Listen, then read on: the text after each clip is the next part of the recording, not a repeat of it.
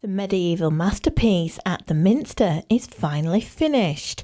The 600-year-old Great East Window was created in the early 1400s and has survived some major events in the country's history, such as the Civil War in 1644.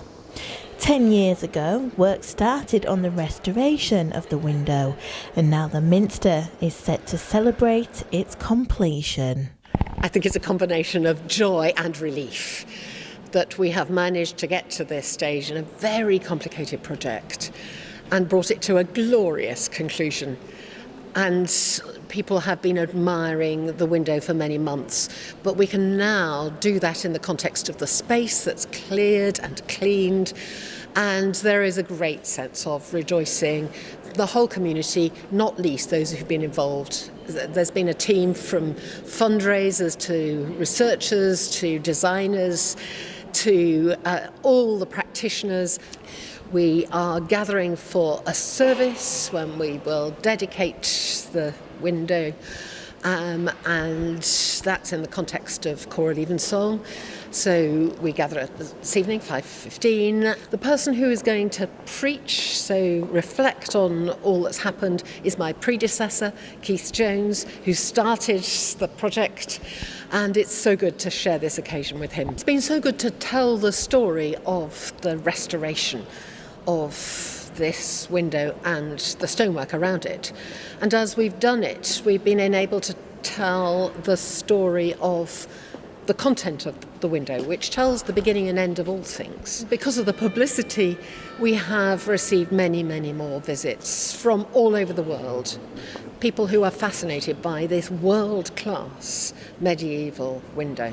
All 311 stained glass panels were removed from the window back in 2008 by York Glaziers Trust, and over the last 10 years they have spent over 92,000 hours conserving each piece.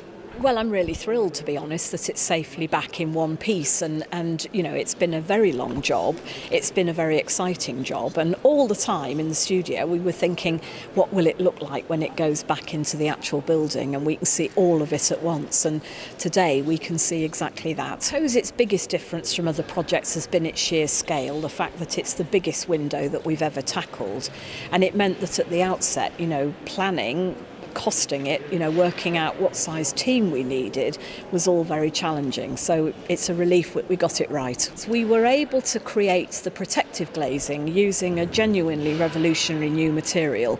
It's a mouth-blown glass, so it replicates the kind of glass that the medieval glazes would have used, but it has additionally an integral layer which gives us UV protection, and some of our materials are light sensitive, so it means that we have a real belt and braces approach to the protection of the window.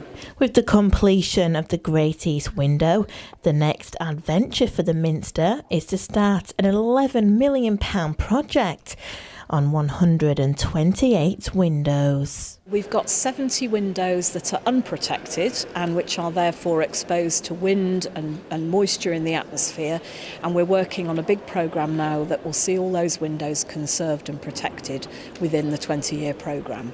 A decade later, piece by piece, the conservation project has successfully restored the window for future generations to enjoy. Rebecca Quarmby, That's TV.